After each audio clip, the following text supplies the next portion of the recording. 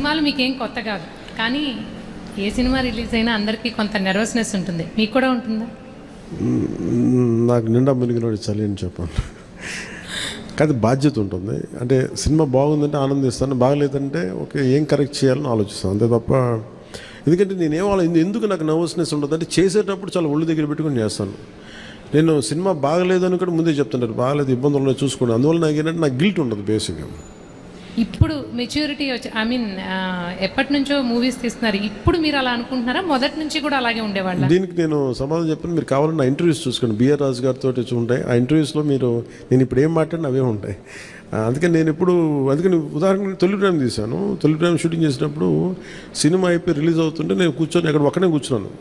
గబ్బర్ సింగ్ కూర్చున్నా కానీ నేను ఒక్కనే కూర్చున్నాను.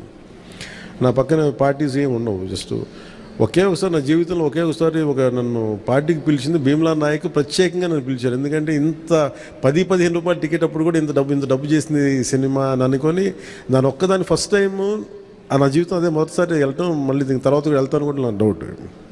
అవును, ఇంతకీ మీ కో ఎమ్మెల్యేలతో మూవీ చూసే ఆలోచన ఏమైనా ఉందా? మీ ఎమ్మెల్యేలతో మూవీ చూసే ఆలోచన, ప్రపోజల్స్ ఏమైనా ఉన్నాయా? నేను ఎప్పుడు అట్లా ఆలోచించలేదండి. అసలు ఇప్పుడు చెప్తే ఇప్పుడు ఐడియా వచ్చింది, బాగానే ఉందనిపిస్తుంది. ఎందుకంటే అసెంబ్లీలో సగం మంది మీ ఫ్యాన్సే కదా.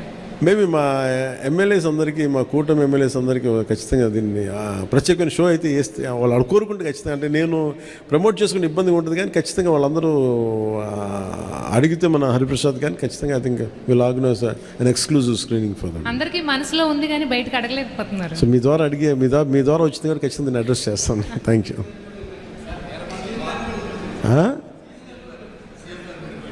సీఎం గారు బిజీగా ఆయన సినిమాలు మా అయితే ఒక 5 నిమిషాలు చూస్తారేమో.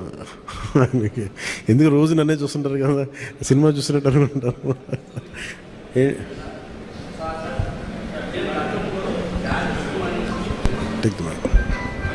హలో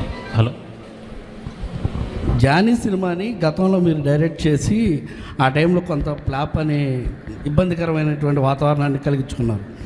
ఈ సినిమాలో మీరు లాస్ట్ క్లైమాక్స్ మీరే డైరెక్ట్ చేశారని చెప్పేసి చెప్తున్నారు. దానికి అప్పటికి ఇప్పటికీ ఏంటి, ఎలాంటి చేంజ్ని మీరు గమనించారు? అలాగే అంటే నేను జానీ నిన్న కూడా చెప్పాను. అంటే నాకు ఏమనిపించిందంటే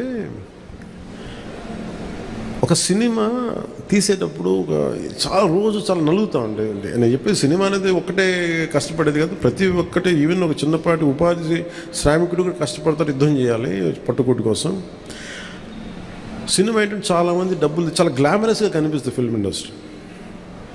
దానికి నేను ఒక చిరంజీవి గారు లాంటి అన్నయ్య ఉండి, నేను సక్సెస్ఫుల్ అయిన యాక్టర్గా ఉండి, ఖుషి తర్వాత వరుసగా విజయాల తర్వాత కూడా ఒక జానీ అనే సినిమాని నేను డైరెక్ట్ చేసేది ఆడకపోయిన వెంటనే ఒక 5 రోజులు 10 రోజులు నెల రోజుల తర్వాత ఫస్ట్ షో పడింది, ఇది బాగలేదు అనగానే వెంటనే మొత్తం ఫైనాన్షియర్స్, డిస్ట్రిబ్యూటర్స్ అందరూ నా ఇంటి మీదకి వచ్చేసారు.